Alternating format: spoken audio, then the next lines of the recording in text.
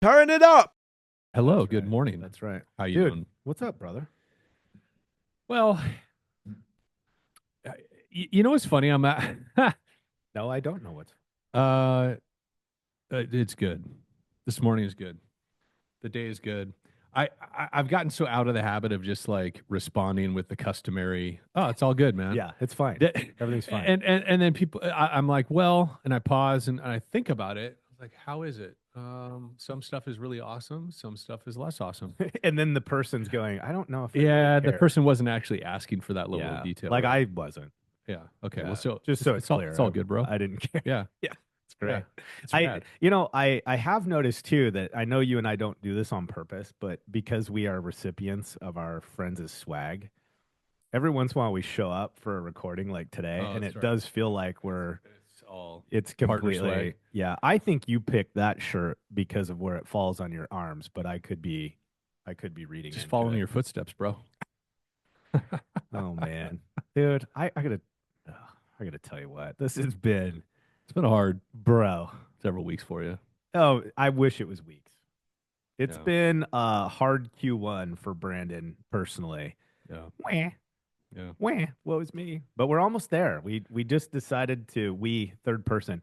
I just decided to buckle down and get all the dumb stuff I've needed to get done that I've been ignoring, like old injuries, Wow. new injuries. Those weren't planned. Old stuff that I need to do. And I was like, you know what? I've been down. I'm just gonna get it all done in one swoop. And so I think I'm down to the last few weeks of walking around like something's wrong with me. I don't know. You know what though? I was hanging out with the boys last night doing our sauna thing, and we were inevitably. I mean, these are mostly 30 Yeah, I was something gonna guys, say which they're I all love hanging young. around with these Yeah. young guys because it just I love the energy of it. And it just so happens they're all like extraordinarily successful too. So just being around all the ambition and it's just fun. Yeah. But anyway, so we're all talking about body stuff. Like we're sitting in the sauna and sweating to the oldies there, and but all of us are kind of talking about this stuff we're doing, and I'm just getting ready to go on it's not actually TRT, but it's enclomiphene, which kind of supposed to spike your Support it. natural production of Yeah. testosterone. So we'll see. I have a couple buddies that are on that and have had really great results from it. So I'm And you're excited. 45 now? I'm 45. Yeah. Yeah. You've hit the old threshold. So, I'm excited. I'm excited just for just a little extra juice, a little extra gas in the tank, Yeah. hopefully. But I think it there's something really powerful about focusing on your physical condition and how it spills over Yeah. into Yeah. all the other areas Oh of your yeah, life. for I sure. think Yeah. I hear people like complain about the cost of like a CrossFit gym, and I've been one of those people. It's like, oh gosh, it's how much per month, Yeah. and then like an app that I do, it's like $30 a month, and I was getting ready to set my wife up on it, and she's like, wow, that's a lot. It's like $30 a month on top of our gym Yeah. membership and everything else. I'm like, yeah, but what's it worth? Yeah. It's like Sure. when you're feeling really good about your health and it's trending in a positive direction, it's like, man, is there anything else apart from maybe your spiritual, Yeah. life or something that has a more powerful Mm. downstream effect Yeah, for on sure. everything else? Yeah. I mean, like when you think about when you really start noticing gains or Yeah.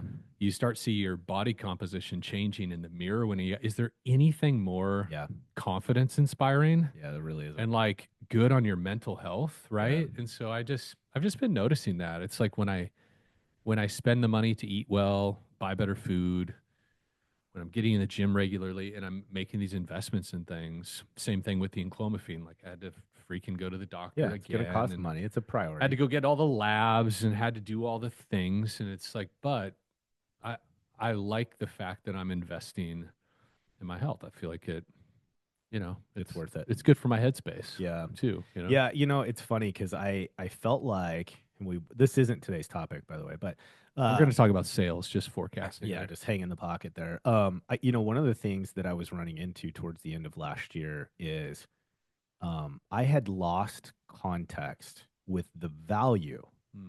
of my maintaining my physical fitness. So I was still checking the boxes, Yeah, doing what sure. we do, go on the road, of course. I feel guilty if I don't, lift with you and all the things. So I stayed in the pocket. Yeah. But then I ended up like what made this year suck so bad is I got really, really ill at the end of December. Oh yeah. Like I've never, probably for years, I've never been that sick. And Yeah, it I've never just seen you that hung. way. Yeah, It yeah, just was there forever. Like I felt like 60% for another 3 weeks after that was over.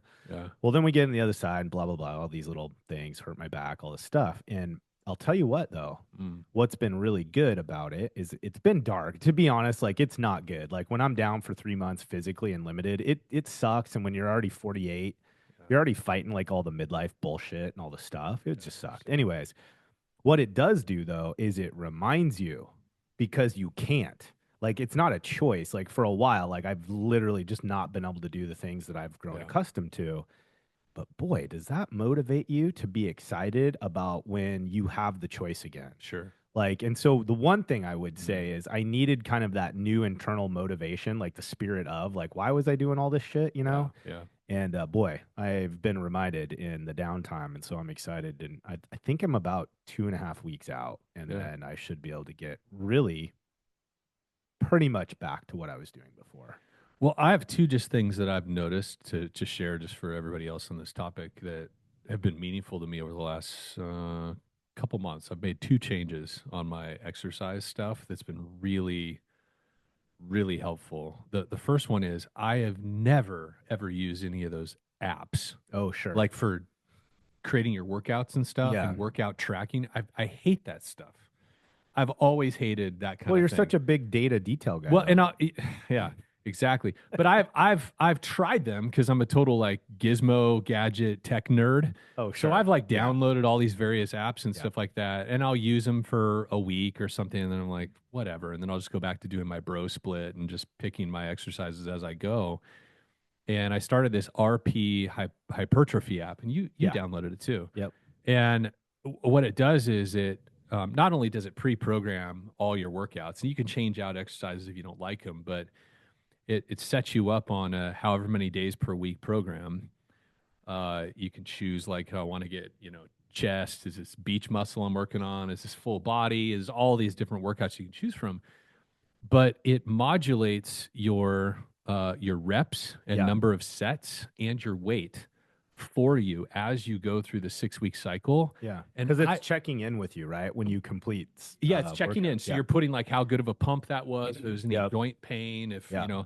how hard you tried, how hard you pushed on that set, all that stuff. Yeah. And yeah, it's super simple.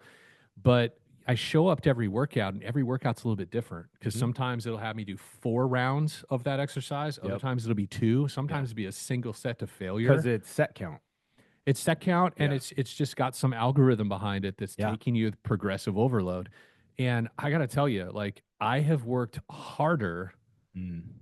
in the last 8 or 12 weeks of doing this Yeah. than I maybe ever have. Yeah. And it's helped me put on muscle. I'm at 215 right now. That's awesome. That's the heaviest I've ever been. Yeah. And I'm actually like, ugh, I'm just not used to weighing that much. Yeah. But I think it's because it's helped me put on muscle, especially my legs, because it's just pushed me harder. But here's the thing. So I recently, this is the second half of my point, is I went back to, I was just doing 3 days a week, and it was taking me like an hour and 15, hour and Oh, 25 minutes in the gym. yeah.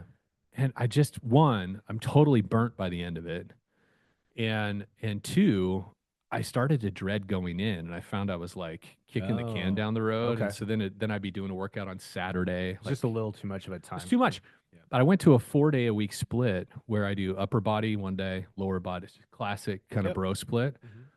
And I'm in and out of the gym in 45 minutes. Oh, And that's great. it's like the magic for me, it's like the magic Yeah. duration. Yeah. 45 minutes, I can go as hard as I need to based on what the app tells me to do. And I feel awesome getting in and out of the gym in less than an hour. So Yeah. it just reduces that mental drag of, oh, I got to go to the gym because now I think it's only 45 minutes. I'll plug it in. I'll be in and I'll out. get it. You know Yeah. what I mean? That's great. Yeah. That's a good point. And I just never really thought about that. I've always spent like when I did work out an hour or so, and it felt like a burden. And just this little switch, breaking it down to 40, 45 minutes. Helpful. Yeah, it's helpful. So I don't know. People that are struggling to get in a rhythm, Yeah. maybe just You're change trying to things live up. for 3 hours. Maybe reduce the amount of time you're going in, reduce some of that mental drag. Yeah. It's really worked for me. So All right, dude. So we were W- gonna talk sales. We Okay. had kind of a This isn't like a yeah. fitness This was podcast. no. Okay. This All right. isn't guilting you Okay. into re-establishing your New Year's resolution that you guys have already quit because Okay. I've done a few of those. But no, we were gonna get into sales. You had kind of an interesting experience here recently in prepping for. Well, I've Yeah. actually am sporting it today. I've got some one Tom on. Yeah. You're getting ready to go hang with those some of those owners. And anyways, yeah, just bring us up to speed. What were Yeah. you wrestling with? Well, so the our friends at One Tom invited me out to come talk at their owners roundtable event that they do periodically, and That's next week, right? next week. So it'll be behind us by the Yeah, time this yeah, show yeah. comes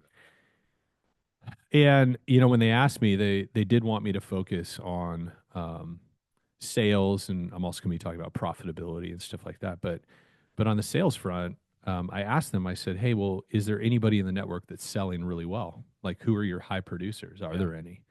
And he emailed me a list of three sales reps, kind of top to bottom, and so I was able to have some interviews Yeah. Oh, with these cool. folks, Yeah. and it was really fun. Yeah, I think the interesting thing too is that the one Tom model is they're not necessarily just selling emergency plumbing; they're cross selling the water mitigation as Sure. well. So it's really a combined sale. And many of you listening, maybe you have other accessory services, maybe you have a plumbing company as well. In fact, we have another client that's an independent that has Yep. a plumbing company that they spun up for their business. It's becoming kind of a popular model. Oh yeah. But it's so whatever your tip of the spear is, right? I think this stuff is really relevant. It's funny, even still with all the experience I've had selling in all these different verticals and industries, when I go to talk to a top sales rep, I still anticipate that they're going to have some kind of silver bullet Oh yeah. or some kind of special thing they do, Yeah. or that they're extremely good looking and charismatic, Yeah. right? I Yeah. just I just expect that I'm going to see some kind of special, in the story. Yeah.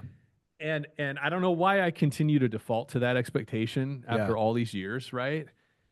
But yet again, I was proved wrong in that it the success is really born out of the normal, mundane discipline. And Yeah. Alex Hormozy, Wayne sent me a clip, and some of the verbiage in the clip was Alex saying, "Discipline always trumps innovation. Yeah. Discipline over innovation. Discipline first, innovation later." Hmm. And it just relates to that whole more, better, new concept that he has, which is Yeah. most often when companies want to grow, they're unsatisfied with their revenue.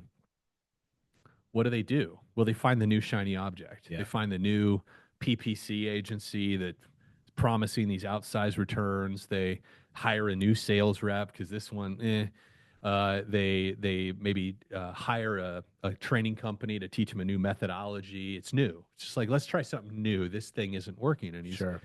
part of his shtick is, look, that's almost always a fallacy. Something is working, and the better thing to do is to do more of what's working first, because oftentimes we're deceiving ourselves.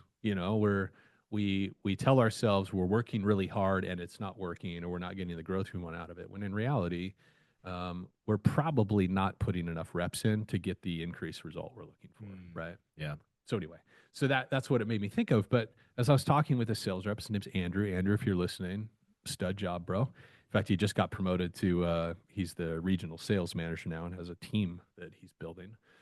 But he's been absolutely killing it in his personal selling role. And I said, what is it? He told me two things. One is just a very practical nuts and bolts thing for all of you that are chasing commercial or multifamily. So part of his strategy is the ALN network. So the ALN Apartment Database. So those of you that aren't familiar with it, you should Google it. ALN Apartments Database. This is just a really good business intelligence tool for multifamily specifically. You can look up all of the apartments in your market. You can see who the community manager is, any other key players, key employees. often will be listed there too in terms of a maintenance manager, a Yeah. leasing manager, etc. Kind of your top approach role. Yeah, it's cool, man. It's really cool, and it's relatively inexpensive too. I want to say it's like $60 a month, which is one of the Wow. cheapest Yeah. BI tools that I've been able to find compared to like say Atlas by Convex or CoStar or It's some like of these 20 other. grand a year Oh my or gosh, something. yeah, yeah, yeah, thousands and thousands.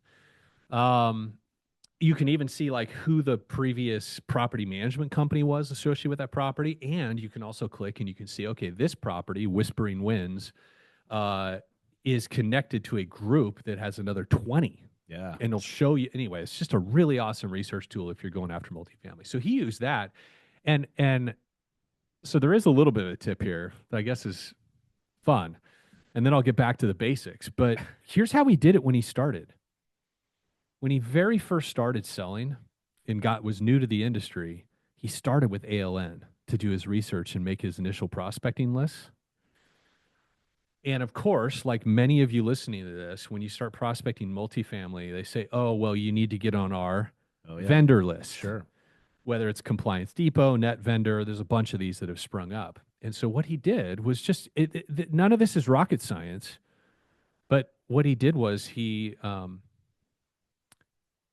looked up the complex on ALN, and then when he talked to him, he said, "Hey, what vendor list are you guys on? I'll make sure I get set up." They told him, and then he researched all the other sister properties. So he got set up on Net Vendor or Compliance Depot. And then he subsequently went to all of the other sister properties in that portfolio and was able to lead with, "Hey, I met Sally last week at your other property. She mentioned you guys are on Net Vendor. I've got us all set up. So now we're an approved vendor. Nice. Would love to chat with you and maybe do a property." And then he goes in, and it was like, it greased the wheels Yeah. for all of his subsequent visits. And he did that for dang near all of the multifamily properties in In his his, area. So he got signed up for all the various yeah. vendor programs. And I thought that's smart because a lot of sales reps fall into the mistake of reactively Yeah. signing up for these vendor programs. And instead, he was very proactive. "Hey, I'm sure you guys have a vendor list. Which one do you guys use?" Yeah. Awesome. I'll get on that right away. I'll let you know as soon as we're on the list and approved.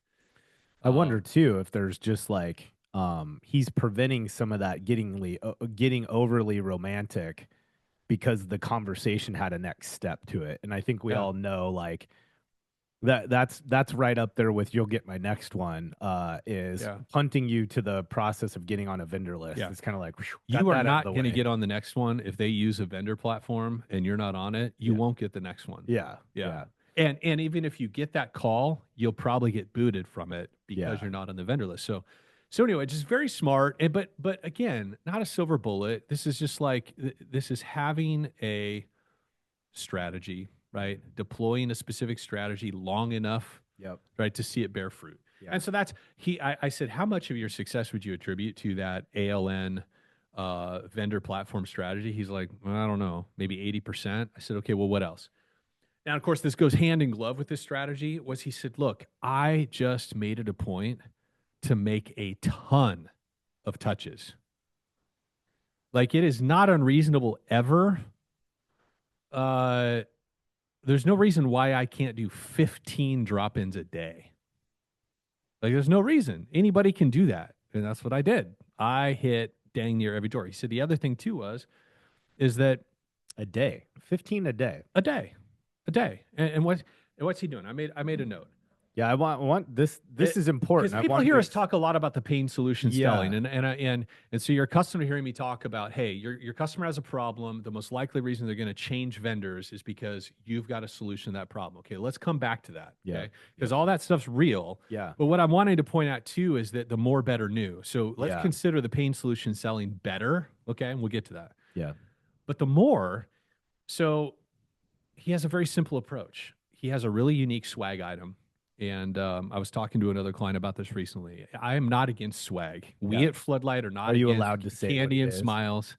Oh yeah, for Or should sure. we not do that? So those of you that don't know, One Tom Plumber, they bought must have been a container load of these plungers with a white handle and a pink Yeah, it's pink. plunger head. It's literally on the shirt. Yeah. It's like when somebody walks in, it's impossible not to notice them. So that's their thing. That's their swag thing. And he leveraged it to the hilt. He's like, if I had to guess, every property management company in my market has a pink plunger in their office. No joke. And so that's what he did. He walked in and then he had a simple leave behind with his scope of work. You, as those of you who listen to us a lot, you've heard me talk about this. I'm not a big fan of a ton of different flyers and things, but bring in an example of your scope of work, your contact information, and some clean and professional branding. And he did just that. He introduces himself. He walks in with the plunger, which kind of gives him an opening because Yep. people are like, okay, what is this about? Yeah. And then he gets to introduce himself. He leaves behind the material. Please let me know if I can be a support for you. Oh, and by the way, what vendor program do you guys use so I can make sure that I get set up? And this is all he did over and over and over and over and over again.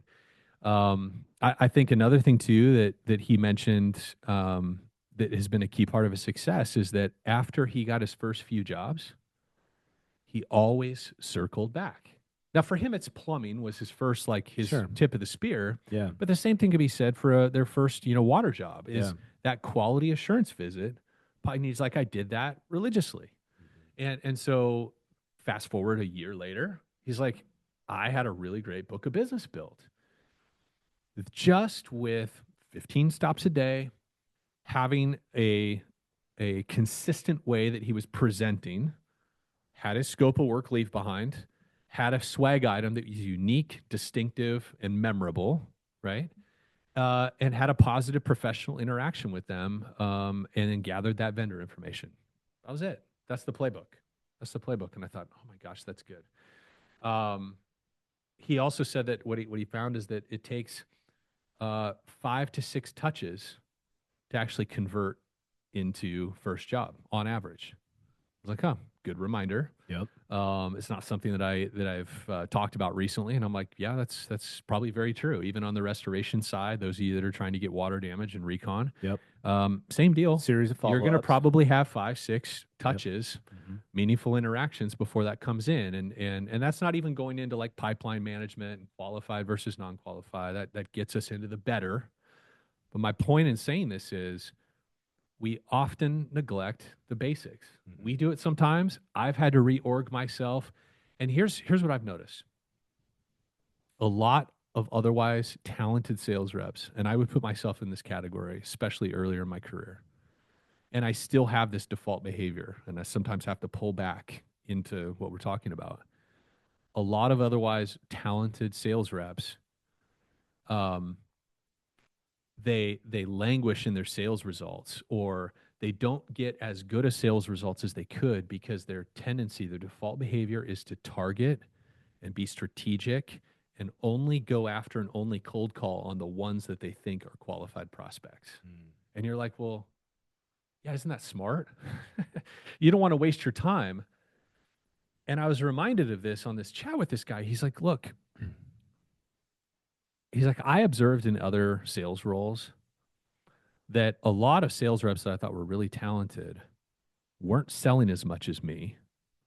And I think I'm not even as talented as them, but they were hyper targeting and like their prospects. They would create these like really targeted lists, and then they go out one by one and visit these really optimal ideal customer prospects, right?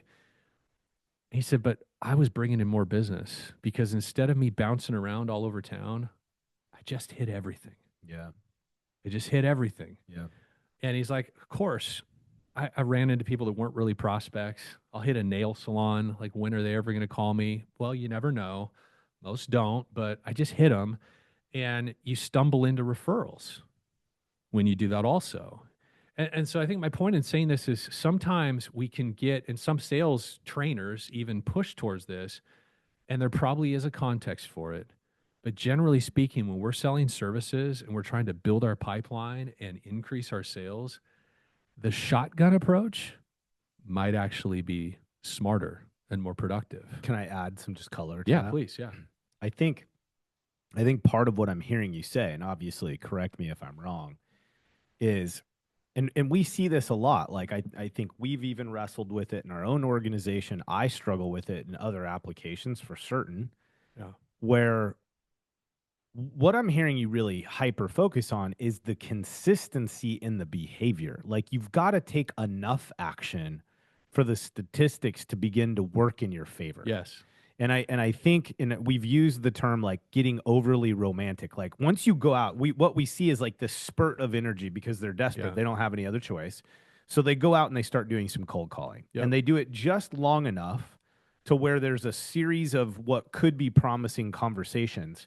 And then all of their attention goes in on these five people, Yep. these six stops, That's right. instead of getting the cadence Mhm. of all the stops. And so now what has happened is because those feel better. Those are like better That's exactly conversations, right. right? All the things. Because you know Yeah. they could And then we really. start telling ourselves. I think what I can do is I can sell myself Yep. into thinking that that's gonna work. Yep. And I think what I'm hearing this guy emphasize is this idea of 15 stops a day. Yep. Not once, not twice, Yeah. 5 days a week. but 5 days a week, Yep. on and on and on until statistics began to work in his favor Yeah. and it started to produce the result, right? Am I off? No, that's exactly right. I think there's an efficiency to it too. Like one of the things we Mm, teach in our commercial sales master course is the anchor strategy. yeah. And so this business, whether it's emergency plumbing and restoration or it's restoration and carpet cleaning, whatever, it's a local, in-person, face-to-face kind of sell. Mhm. And we can run ourselves ragged, especially if we have a fairly large business we work with, a fairly large service Territory. area. Maybe you have multiple locations with the Mhm. company that you work with or your company you own. Territory management and time management is a really big deal. Mhm. You and I, when we were growing up with the business, we had a really broad service area. Oh yeah. And like one of our locations was 2 hours away. I mean, you'd kill a day Yeah. just going to visit that operations center, maybe calling on a couple clients, and there's your day. Yeah. And that happens with certainly it happens with PMs and our field staff all the time. It's really difficult to manage that road time spend. Yeah. But with salespeople, we have a lot more control over our schedule, and I think that's part of what Mhm. Andrew was speaking to is that if I'm hyper targeting everything, Mm. one, I'm still not guaranteed that just because those people are a prime qualified prospect, like I just know because they're a hotel, a multifamily property, a senior living Mhm. location, like we know they use restoration, but it doesn't mean I'm going to get them. Mhm. And it also means that I'm likely bouncing across my territory one by one to go to these known prospects rather than parking my car Mhm. and potentially hitting 7 or 8 drop-ins Mm. uh, in the same time span that I would go hit one prospect. Mhm. And I have found this to be true. In fact, this reminds me, I did a call blitz with one of my new employees. Gosh, this was years ago, but in the Portland metro market. And he and I just did a contest. We were like, both of us parked our cars and we were going to meet for lunch, a late lunch at the end of the day, essentially at 2 o'clock. We hit the ground at like 8 a.m. and we were going to have a contest to see who could get as many prospects and follow up meetings scheduled. Yeah. I remember you guys doing blitzes. And I ended up doing 27 drop ins in that 6 hour period. And I beat him. I think he did like 25. That's Mike, if you're out there, That's bro, I impressive took you push. out that day. It was Yeah. great. Um, but I uncovered a lot of opportunity in Mm. that time period. Never moved my car. If I had been driving around, maybe I'd have gotten 10, Yeah. 10, 11. If I'd been popping to this, senior living community over here and then going to this other Brookdale facility over there and da da da da da da da da. Da. Well, all of a sudden, I maybe have 10, 11 if I'm really hustling Mm. because I'm parking, I'm moving my car, I'm getting my bag out, my stuff out, and all that kind of. Instead, I had a a stack of rack cards in my back pocket, and I was hustling, and I probably got 15,000 steps in that day too. Yeah. So Yeah. all that to say, kind of coming back to the center here, I think it's really easy for us as owners, sales managers, GMs to look at the results we're getting from our sales team and to have an emotional reaction we're frustrated, irritated by what we're seeing, we're doubting the effectiveness of our team, and to make a drastic move to do something different or new. Mm. I've made that mistake many times, Mhm. and most of the time it was a mistake. Um, when instead, the better thing is for us to look at, okay, something is working here. It's not Yeah. that we're not producing any Yeah. income. It's not that our salesperson isn't bringing in any jobs.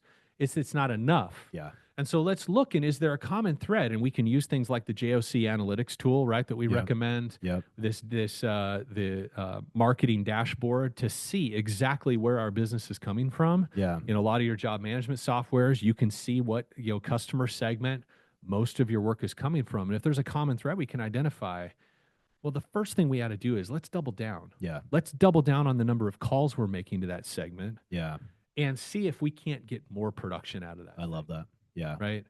So I got something I just want to layer on this because I think this is interesting, and I've got kind of my own personal version of this that I've been going through, and some of you might be able to relate to this. So I'm a ex-military, as many of you guys know, and so therefore I like firearms. Like I love the ability to go out and hire or fire and shoot them, and I like building them. I was just this last week I was kind of nerding out because I've had more downtime than normal physically, and so I rebuilt a new AR, and I was like, sending photos to the team, just kind of bragging on what I was doing because I just love it. Anyways, here's my point: is there's I grew up in the part of the military where really the 99% of your weapons training focus was on a rifle. I had little to no Yeah. experience with a handgun.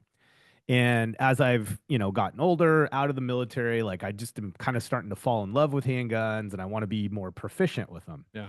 And so recently, after rebuilding my AR and I've purchased a couple new handguns, which is just dangerous, but um I take both of them out and I've been getting to fire them on our friend's range. And you and I have been shooting pistols and I just suck. I suck at pistols. I don't know how to use them. Well, I took my wife and my daughter out, Yeah. and because I got to put in some work. This is tied to the reps. Hang with me here.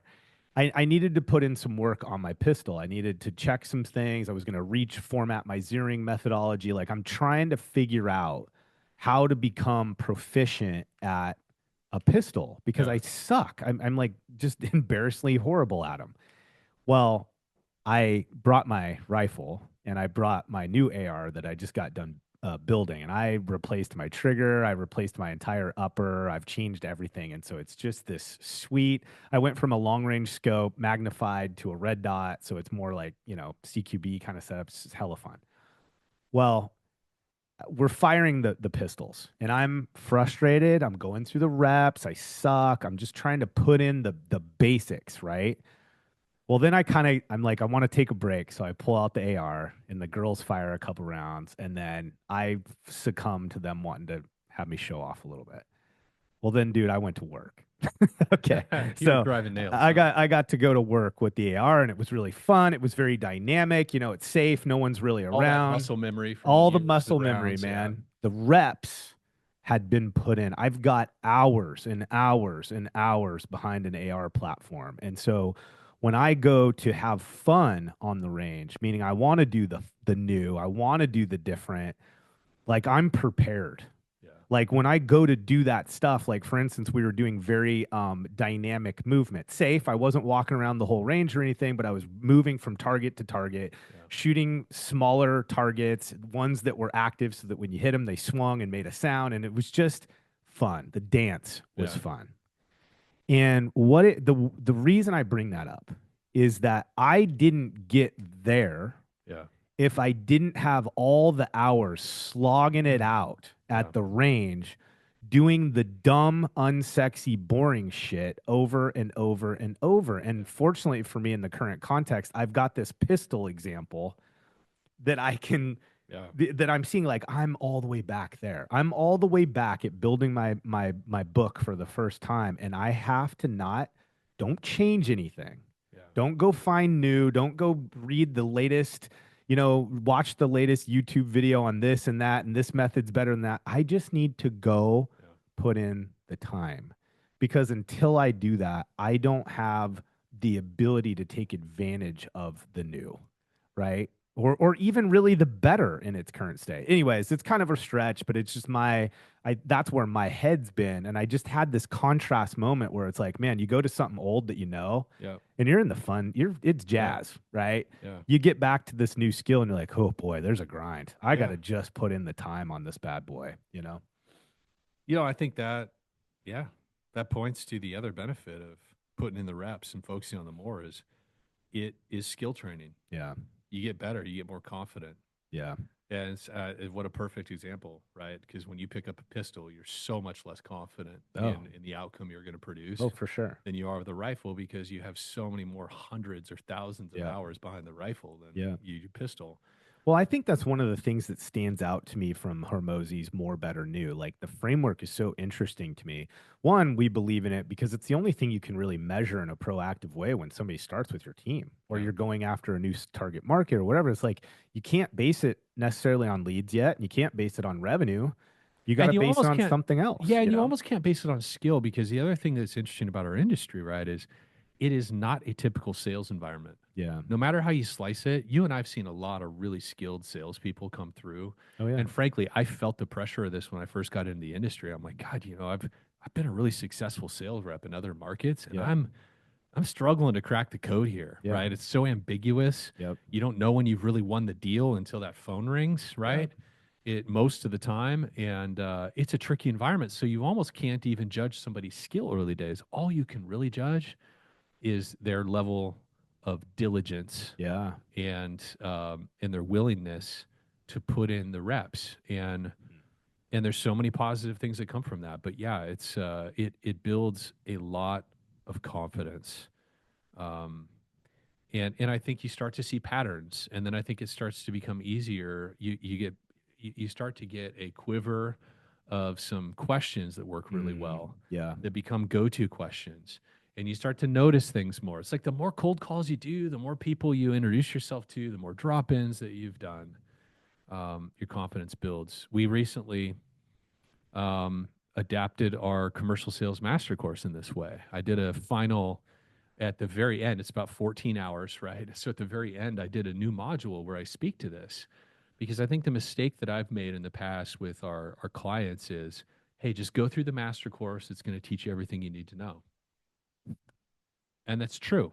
And that's been validated. People will say, oh my gosh, this is great. But somebody's ability to go implement Yeah. like the methodology, like people spend months and months training with like Sandler Sales Institute. There's all these different sales programs and stuff out there. They spend months practicing and learning the methodology. Yeah. Um, and, and and then they eventually get good at actually doing it in real time with a prospect or a customer. Yeah. And so I at the end of this last module, I say, now first, okay, you've gained this backdrop of understanding Mm, of how to approach sales in our industry. First, start with jacking up your prospecting activity. yeah. Give yourself 30 to 60 days of really putting the hammer down with your visits Yeah. and your outreach. Then let's start to implement. Let's start to optimize the conversations we're having. Yeah. That's Let's good. really orient ourselves around this pain solution selling methodology. And then you're going to do it with so much more confidence, Yeah.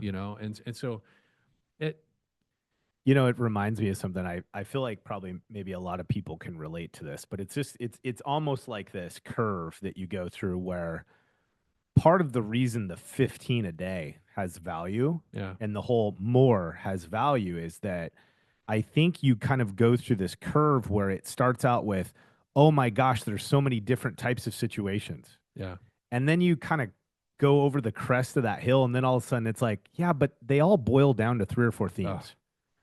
But until like the longer it takes you to put in enough work to get on the other side yeah, where you just kind of stay stuck perpetually in this, it could be so many yeah, different things and so many outcomes or responses. It puts you in this perpetual place of fear or dragging your feet yeah, because you get stuck on this side of the hill where it just says, oh my gosh, there's so many different versions of this. But man, you crest the hill and it's like, I've talked to 80 people in the last 2 weeks. And you know what? It all boiled down to three or four things. yeah, yeah.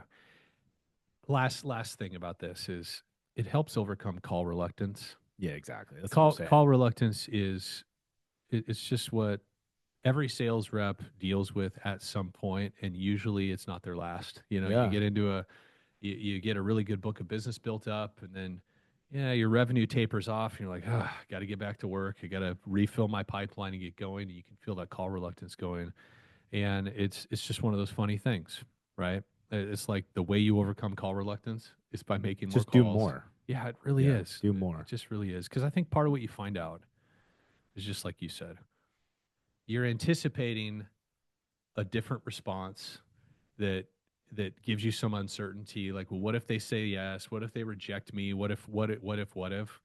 And I think the more calls, the more outreach you do from a sales perspective, the more you realize everybody's just the same. There's a Yeah. pattern of responses I'm going to get. Yep. And the more I do them, the more confident I am that I can deal with whatever is on the other side Yeah. of that door. Yeah. There's no Right. spontaneous explosions. So, Yeah.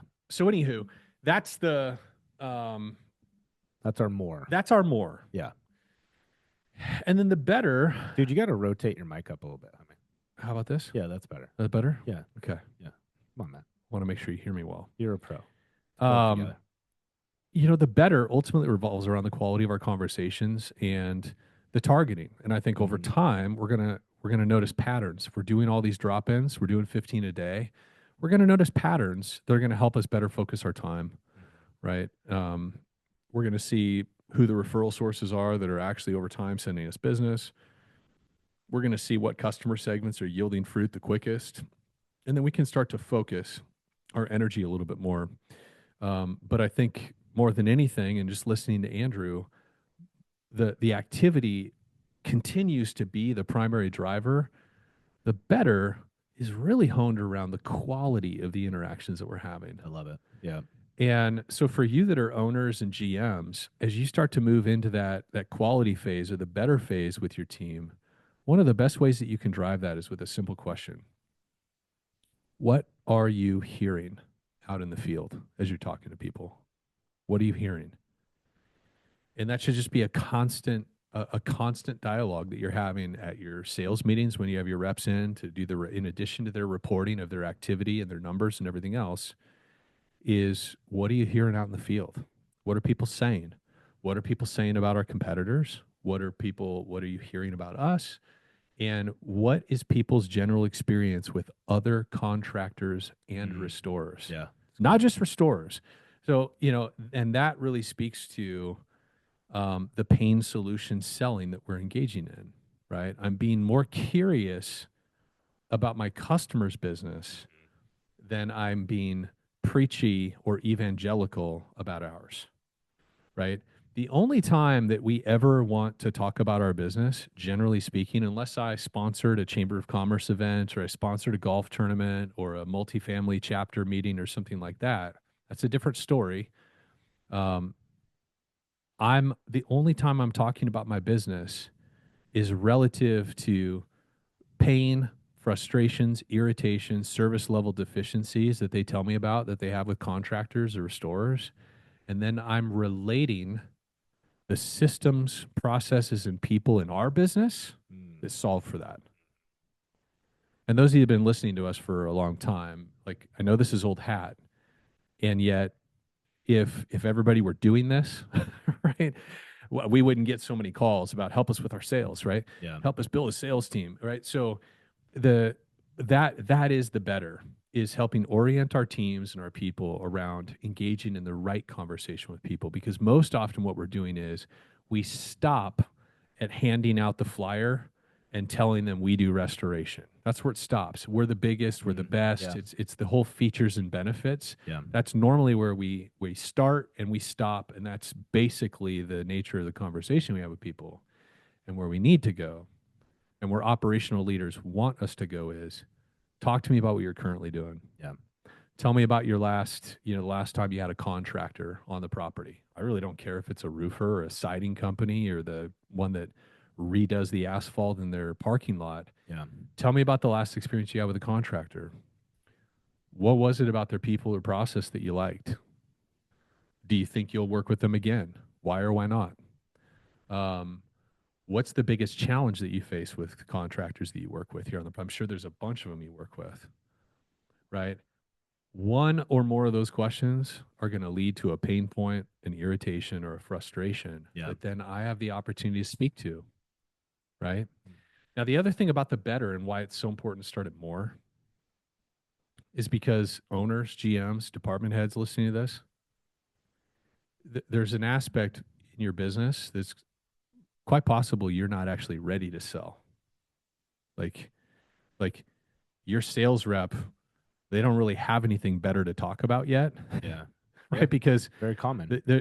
we're talking with a new inbound client a couple days ago, and they're great at selling. They're really struggling with their internal systems and service delivery, getting paid, and all these things and documentation. Yeah. Like they're very inconsistent in the photo documentation that their technicians are doing. Some are great, some are not. It's creating problems with their collections, which is creating cash flow. There's a lot of dysfunction on the back end, but they're really good at connecting with people and selling.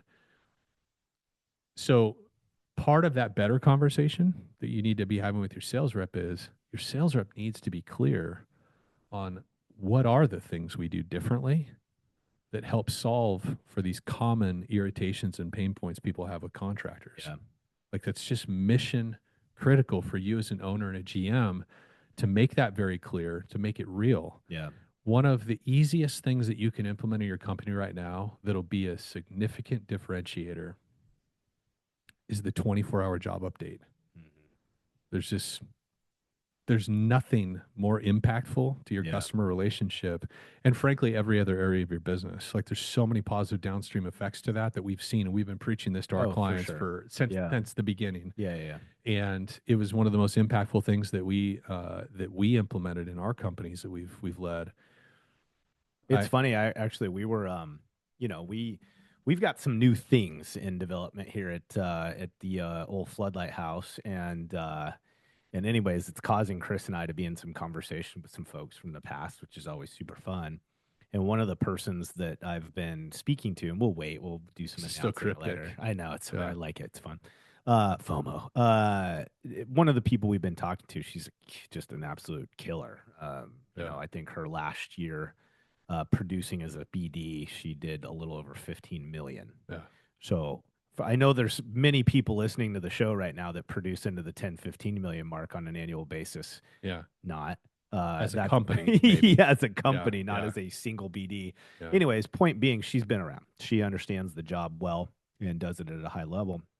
And part of our conversation was literally that. It Yeah. it was this idea that this 24-hour job report, it is literally to this day, and she one of her claims to fame is she really found an in on the medical side of things, Mm. hospital medical clinic environments. And dude, like the 24-hour job report was the thing that operationally couldn't be compromised. Yeah. So just affirming what you're saying, like there's some basic stuff that I think is so universal, but I think part of the where you've gone so far in this conversation, and if I could just kind of try to hang in this pocket with you a little bit, is without getting into the weeds of the what, just kind of really hyper focusing on this concept of more, better, new.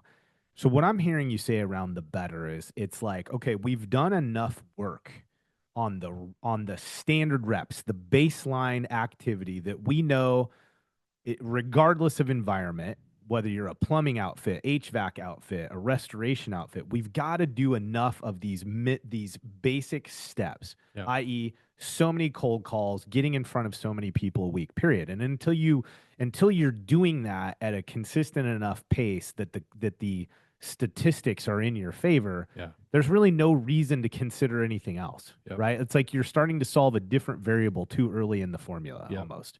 Okay, so then we move to better. And what I'm hearing you say is we're focused on having better conversations, Yep. more focused. Yep. Maybe we're shrinking the time frame of how long it takes us to get through the pleasantries, to get to these questions that highlight the things that we need to. I'm also hearing you talk about iterating around who we're talking to. So Yep. what is that? I mean, and I think one of the things you probably picked up on a little bit here is our audience is growing here Yeah. at HHB. And we're now not just talking to restorers. Yeah, They're we're still hearing the a lot vast from, majority, you yeah, know. we got a lot of remodelers and Man, it's plumbers. yeah, it's starting to open up. And these are universal behaviors. Yeah, they This is are. not just for restoration. This is really universal. So how do we get better at what we're saying, who we're talking to? How do we iterate in that behavior? Well, I think um, I think the way we get better at selecting our prospects is we get better based on the conversations that we're having. Meaning, like I start to understand who the underserved customer bases are. I mean, we talked multifamily. It's just so they have so many different subcontractors and vendors that they work with. A typical community manager, when you get into a conversation with them and you ask them the question, "Hey, what's the hardest thing or most frustrating thing that you experience working with the various contractors you work with?"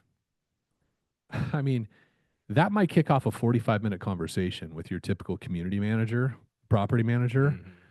Mhm. And so it's in the answers to these questions where we identify our best prospects. Mhm. Because what is a prospect? A real qualified prospect for us is one who has a felt need. They have a felt need. Those are our best prospects we want to dedicate as much time as possible to, because these are the ones that there is an existing motivation to make a change if they're presented Uh, with something better. yep. Yep. And so the thing that always comes first when we get to the better stage is we have to focus in on the quality of the conversations we're having. Are we actually getting into those discovery conversations? Because we're not. That's the first thing we have to do, because then it's going to become obvious. It's going to become painfully obvious who to follow up on and who to just not worry about. Yeah. So if we go back to more, here's a phrase for to memorialize the more. Every floor, every door. I forget where I first learned that. I think it might have been Cintas, where a lot of my sales training happened. But every floor, every door, like like it's important. I think as we send our sales reps out, first of all, to give them a good, clear, basic understanding of our scope of work and what we do. They need to be able to say something, Yeah. right? Yeah. It's like they need to show up with their plunger in hand, in a polo shirt, and not be a complete dum dum, Yeah. right? Yeah. It's like somebody said, "Why are you here with this plunger?" Well, we're an emergency plumbing company. We do X, Y, Z, and PDQ. Yeah. Here's my information. Please let me know if I can ever help. Like, really, we have to frame it for our people and say, "Hey, I want you doing that 20 times a day. Yeah. Every floor, every door. Don't skip over ones because you think they don't need you. You might run into a referral. Hey, my brother in law runs this. You should talk to him. You guys 24/7. Oh my God, you need to talk to so. If you do every floor, every door, you're going to stumble on opportunities, right? Which is going to stoke you and it's going to give you more motivation to make the next call. You're going to run into real qualified prospects. You're going to get practice. Yeah. It's going to build your confidence. You're going Yeah. to hone your approach based on the facial responses and body language you get in reaction to the first handful of times you do it terrible. Yeah. You're going to learn all of this. So that's the more. Every floor, every door, just, and I think Mm. that's important because if we don't tell our reps when we first launch them out, they're going to try to mastermind the best Yeah. way to do it. Yeah. And they're not going to do every floor, every door. And they're probably not going to hit 20 calls a day. They may tell you they are, but they're probably not. So that I think we need to tell them, take all the skill out of it, take all the methodology off the table and just be like, all right, you know what we do now, right? Right? We do drain cleaning, we do this, we do repairs, we do water heaters. Right? Yeah. We tell them the scope of work, give them the bunch of plungers in their car, and tell them, I want you doing this 20 times. I want you to hit every door, every floor. You park your car, I want you to hit every door on that strip. Mhm. You go into that commercial building, I want you to hit every suite and grab a business card and leave behind the scope of work document. Yep. Okay, so when we get to better, that's where we go into, okay, how have your visits gone? What were you hearing from people? Did anybody say, oh my gosh, this is so great. We've been needing an emergency plumber. Did anybody talk to you about the plumber they've used in the past? Right? Yeah. Yeah. Yeah. What came up? Because something's going to come up when you're doing 20 drop-ins a day, Yeah. right? Yeah. And then we start to coach them, and or we put them through the commercial sales master course, right? And that's where we start honing in on this. What are the best questions to ask Mm. to uncover the felt need? And how is the best way to ask it? And again, one of the things that we've learned to modulate over the years is not just asking about disaster restoration, or in some case, if you run a different trade, electrical or plumbing or home remodeling, but hey, what has your experience been with contractors? Mm. Because let's face it, and listen, all of us are contractors in some way, listening to this. We're not known for being the best at customer service, communication, following a consistent process, right? That is not It's something that commonly not customarily, the case. Yeah. commonly not the case. And so I think it's really safe when we ask property managers, uh, public works directors, chief engineers at a hotel, hey, talk to me about your most frustrating thing with the contractors you have to work with.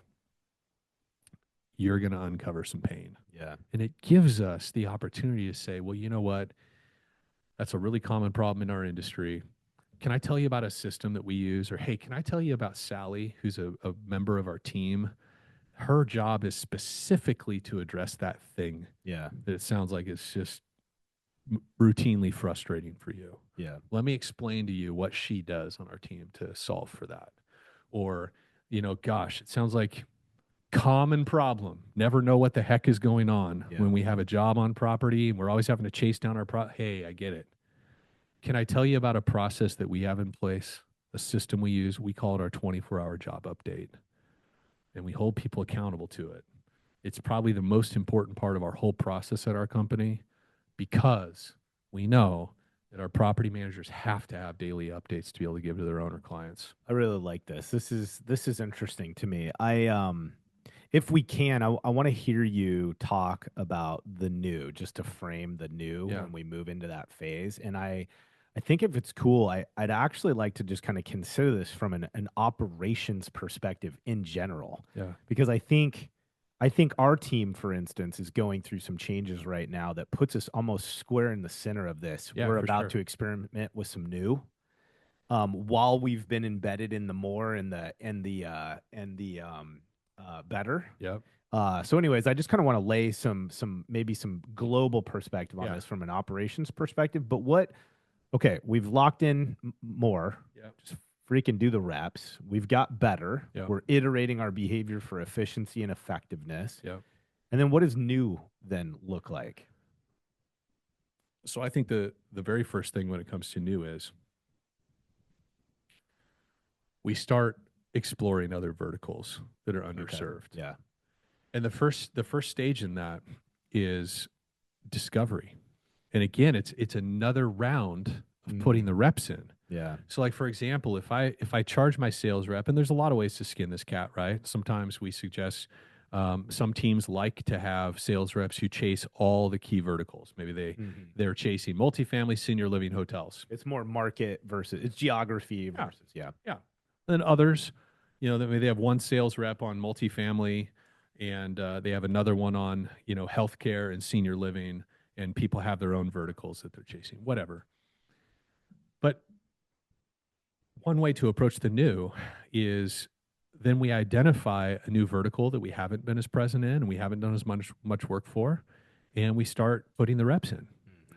dropping in, right? Getting into conversations, maximizing the number of repetitions and exposure we have to that vertical. And we do that for a period of time. We give it 30 days. We get 400 drop-ins, right? In. We visit all of those properties in our market, and then we take stock of what's coming up in those visits. And then we drill in on discovery. We go back to the ones that seem the most open and warm, and then we go to the better and we start digging into those discovery conversations and understanding the felt needs Yeah. that these folks are running into Yeah. with regard to their experience with contractors. And then we just continue to build the pipeline in that space. But I think that's the first new.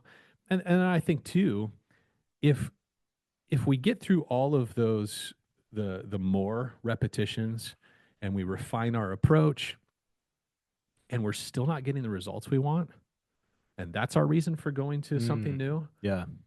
Um, then I think the very first thing we look at is um, we look at, are we are we talking to the right people, right? So we could be pivoting to a new vertical because what we're doing is working and we just want more. We More. just want, yeah, let's go expand. I mean, shoot, we've got multifamily on lockdown now. Yeah. Let's go explore senior living and see what we can make of that.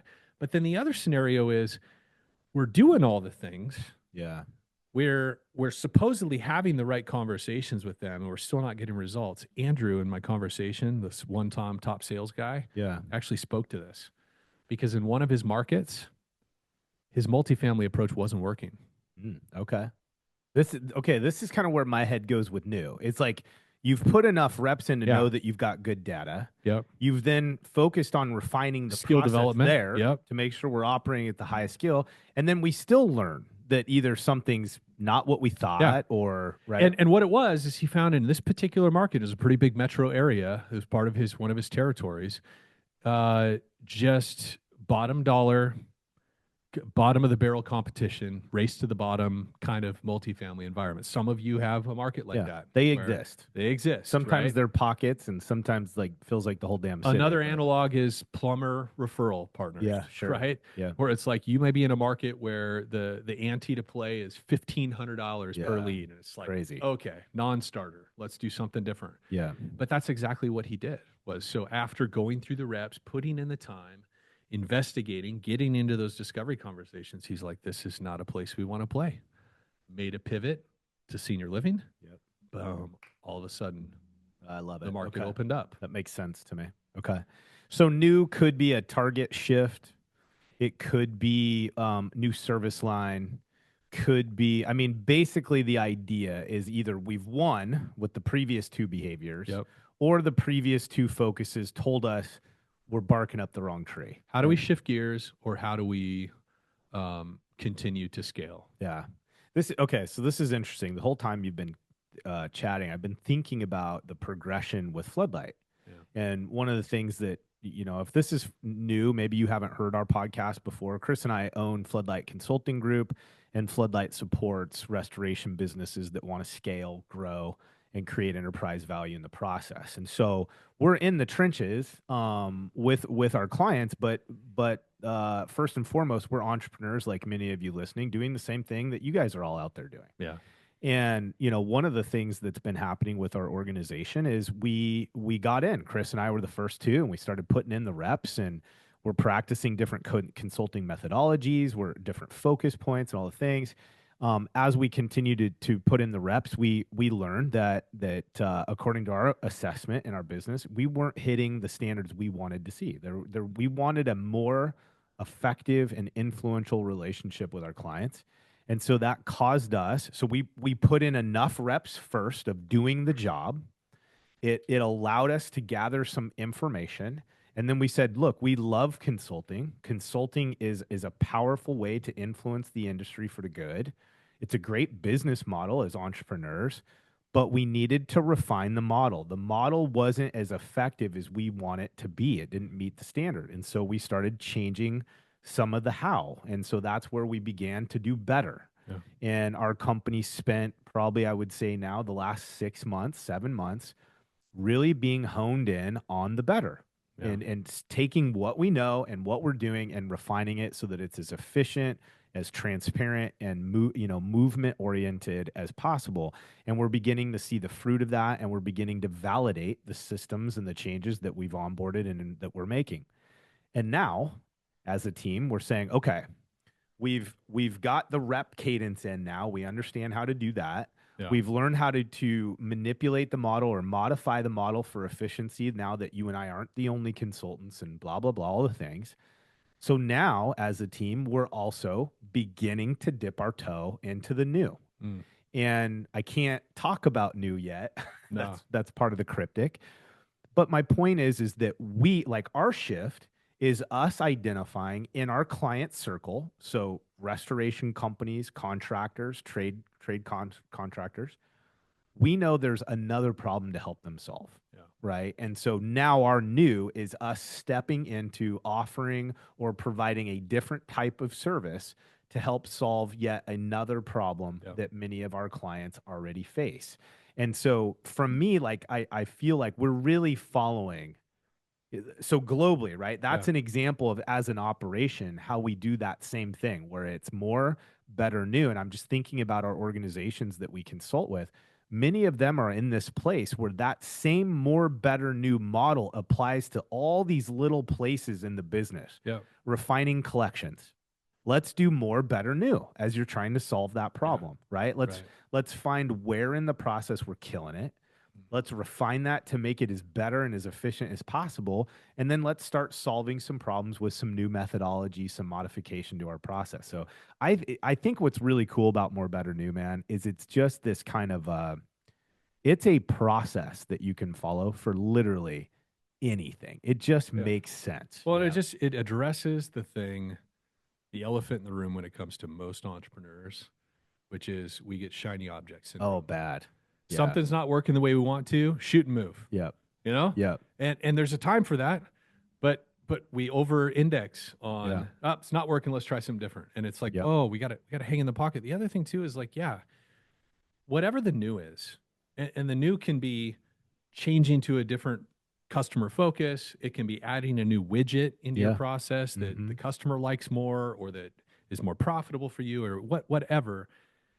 But like what we're doing, this new service line that we're getting ready to launch, we wouldn't have known Yes. that there was a felt need Yeah. for this service if we hadn't put But in the reps, that's right. like the volume of reps, the Yeah. conversations, not only with clients, but prospects.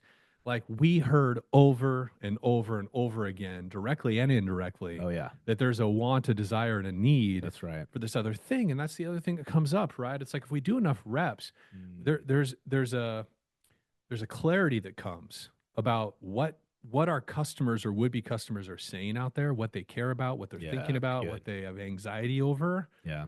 And then that gives us the opportunity to say, okay, could we address that with our Yeah. business? That's great. And we've seen our clients have done this in a whole variety of ways. I mean, I think our industry has done tons of extension into ancillary services, and I think Mhm. it's a really positive trend in our industry, whether it's floor maintenance or it's duct cleaning. We see companies that are rolling out soft building wash and power washing services. But that stuff, you only know if there's a market for it by getting out there and talking to your customers, That's good. right? Yeah, that's a Otherwise, it's just a wild ass yeah, you're guess. playing the Steve Jobs game where you're Yeah. creating something that you think people will like. Yeah. And very few people do that well.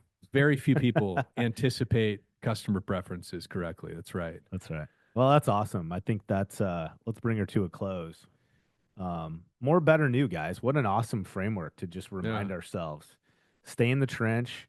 You know, for those of you that are on the selling side, like, hey, I know that stuff's not the sexy part, but pretty soon you'll be doing the fire rapid fire drills Yep. and having more fun, but you got to put in the reps. So more, better, new. That's a little bit for all of us.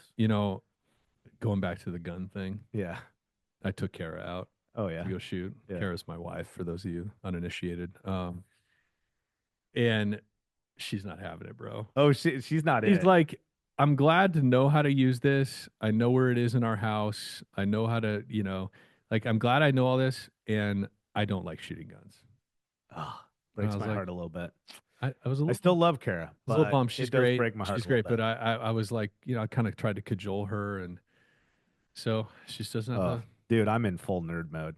I Like know, as soon me as both too. my feet are working, like I might be signing up for a Haley class. Like I might I'm get her. I I'm all might get about her it. like a 22. I might get her a 22 pistol, something that doesn't whack quite as Yeah, hard. you did kind of go. I Yeah. went straight to a 357 Magnum, and Which, by the way, it's just absurd, but yeah, that thing's serious business. that's yeah. So anyway, we'll Yeah. see. Well, we'll have to record a show, I and know. you know what we need to do is we need to bring in like a real good uh, trainer or somebody really keyed in on weapons and have a weapon show. Anyways, okay, Oh, guys, okay. Yeah, maybe so. thanks for hanging out with us. We'll see you on the next one.